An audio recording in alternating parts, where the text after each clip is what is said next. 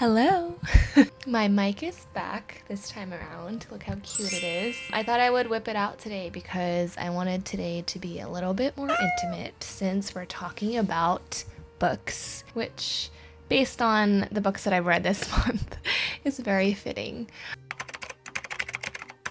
I talk a lot about the concept of flow on my channel, and reading is just one of those activities that helps me switch my brain off whenever I'm feeling like I have a lot of thoughts going on in my mind, or like when I feel a little bit avoidant about something. So we're talking about all the books I read this month, which actually is quite a lot. Let me see.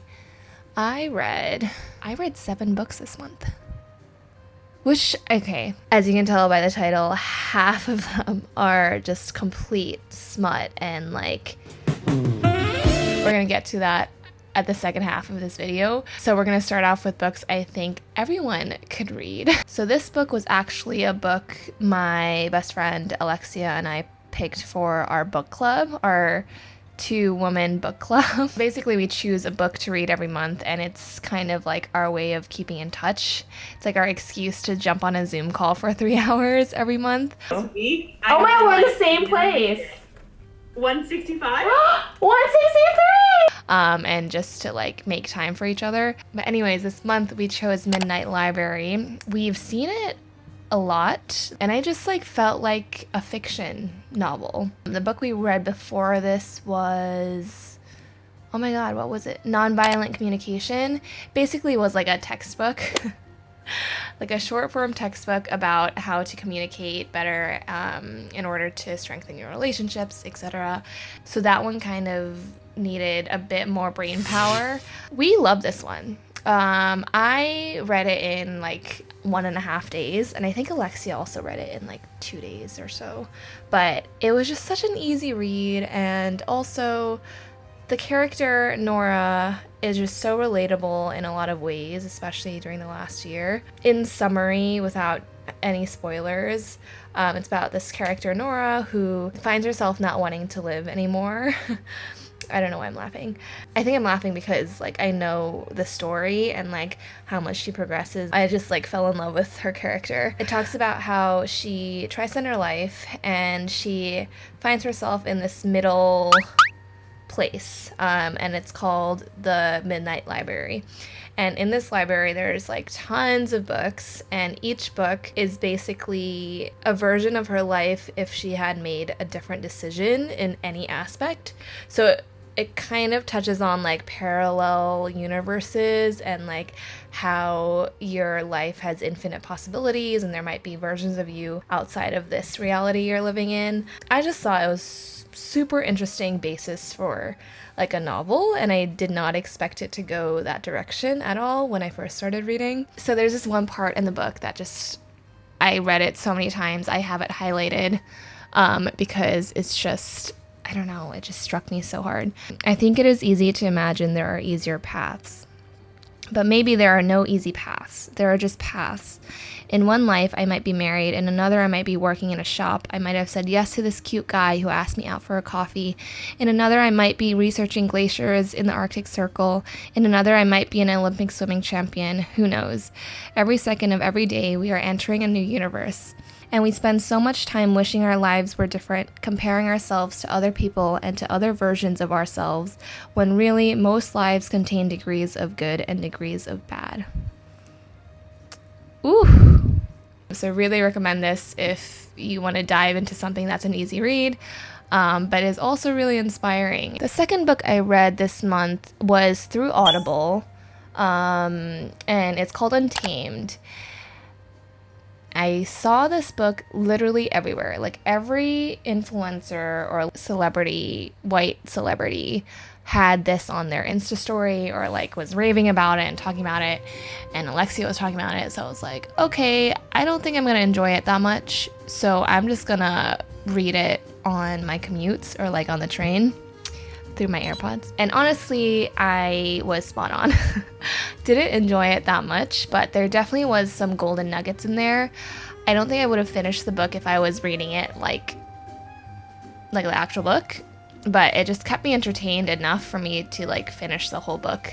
So it's an autobiography about Glennon Doyle, is that her name? And it talks about like her becoming, that's what she calls it, and her like getting to know the voice inside her head and like following her intuition. I think that's like the gist of it. Through realizing that she was gay and like her process through that, she was able to find the life that she wanted to live. I mostly followed it for the romance that was intertwined in the book. Basically, she meets like the love of her life, which is a soccer player. Oh my god, what was her name? Abby. The way she talks about her wife and like their relationship is just like the cutest thing. I've just been in such a romance, you know, little comfy hole that I just loved every second of it. I found myself skipping through some of the chapters just to get to, you know, chapters that have to do with her kids and like her wife, because I love the dynamic she has with her family, and it was just really nice to listen to. But I would not recommend it if you were gonna read it. I don't know. I think it was very relatable to some people, just not for me as an Asian non-American. Oh, I haven't been rating the books. I'm gonna rate Midnight Library a 4.5 stars out of 5 because I just really, really enjoyed that. Really good read. I might reread it. And then Untamed, I'm gonna give it like a 2.5 stars. Don't hate me, internet. The next book I read was actually quite a short little book. It's called Show Your Work by Austin Cleon.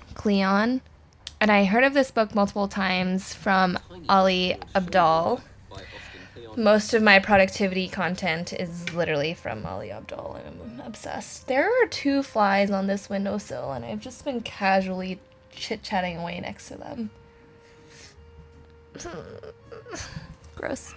My dogs are barking outside. But this book, Show Your Work, really came at a very good time because I have been in a bit of a creative lull, and also just not knowing what direction or what hobbies I liked and wanted to pursue, etc. I've always been a type of person who loves sharing anything. Like, I write on my blog. Oh my goodness. Like, I write on my blog. Obviously, this YouTube channel is another extension of that. I just like sharing my thoughts in hopes to help others or connect with other people who are going through the same things. So this book, Show Your Work, really highlighted the fuck it, just do it mentality. There's a quote in the book that says, make stuff you love and talk about stuff you love, and you'll attract people who love that kind of stuff. It's that simple. I think I tend to overcomplicate a lot of this, especially on YouTube. I'm always like, do people even care about whatever I'm talking about? There's one spot in the book that's a little morbid, but I deeply connected with, when he was talking about like sometimes being in his own head and like, you know, falling into expectations of other people and finding himself feeling a lot of pressure to deliver or like to make certain types of content. He thinks to himself, I'm gonna die one day and none of this shit is gonna matter, and all that's gonna matter is me doing what makes me happy and is true to myself. And I just like, yes, 100%. So for Show Your Work, I would give it a 4 out of 5. Like, it definitely was helpful to feel validated, but the stuff in there wasn't like all too new, and it was kind of a short book. I think I'm gonna buy the hard copy too, and like give it to my brother. He is an artist, and I'm sure he struggles with a lot of the stuff. Yeah, it's a good book. It's a good book to gift. 1, 2. Those were the 3 books that I read that had to do with like self-development, productivity, nonfiction, things that will like improve your well-being and your life. So now, if you are my mom, or if you don't care about other books outside of those categories, please click away because this is where the smut enters. Contemporary romance, smut, book porn, like whatever you want to call it. That's what I'm going to be talking about right now. So the other 4 books I read the last month that really like upped my book count Not that book count matters. It's like just another form of like vanity. Like, oh, I read 13 books last month. Look at me. I'm so well read. No. It's not like that. The 4 other books I read this month were complete trash in terms of like, it's not gonna help me at all in terms of like being a better person. But I thoroughly enjoyed them. I always fall back into this genre when I feel like I like have been thinking too much, or like I just want to break. Like I just want to break from reality and like let me dive into a wonderful world where a girl meets a man.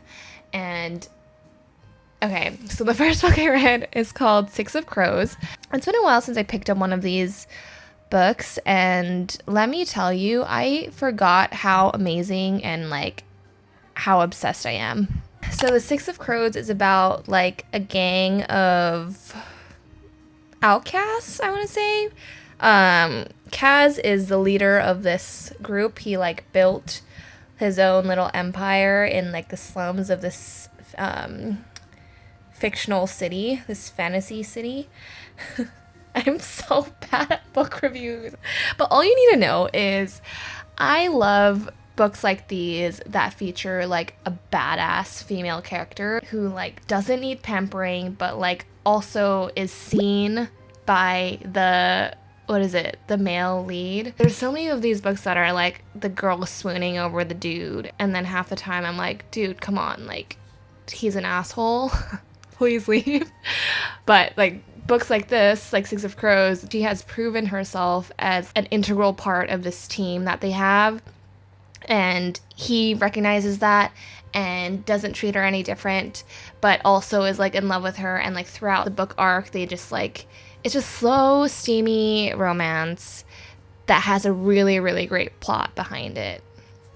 Yes, those are my favorites. So I give Six of Crows a 4.5 out of 5. The last couple books that I read last month were all a part of the same series, and that series is called A Court of Thorns and Roses. I actually skipped the first book because the reviews were not that great compared to the rest of them. But I'm thankful that I skipped the first book, because after reading the second book, which is a continuation, it feels as if like the first book didn't even matter, because she just like flips on everything she did in the first book. But anyways, I am in love with these characters. Like the girl in this, her name's Feyre. The entire time I'm reading this series, I like have no idea how to pronounce her name. So basically, Rysand is like the leader of this kingdom.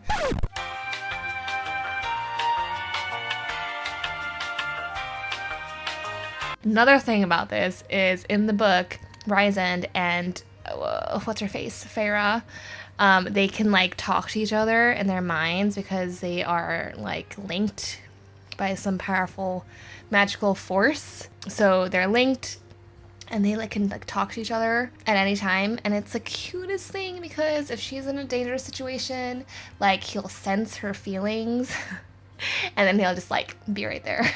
As you can tell, books like these do not help my perception of relationships and men, because it's just like, who and how am I ever going to live up to these fictional romances? Like, it's never going to happen. But I still love it. Yeah, the first the first 2 books that I read from this series, I read in 2 days, like was so sleep deprived, but I just couldn't stop. It was just so addicting. The first 2 books are about Feyre and Rysand, and the 4th book is about one of her sisters and Rysand's best friend and like right-hand man. And I think I like that last one better because it's like the most real. It touches on like mental illness, depression a little bit, and then also it's just like extra steamy. All of these books have like their own, steamy scenes, but this last one, I was like, every couple chapters, I was like, I'm gonna head to my room. This is so bad. So the first 2 books from this series, I'm gonna give a 4. And then honestly, the last book I might give a 4.5 or a 5.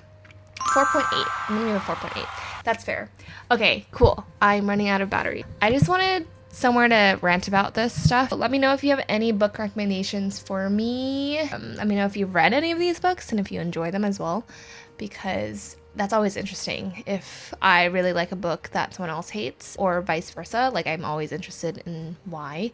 But yeah, I'll talk to you soon. Bye bye.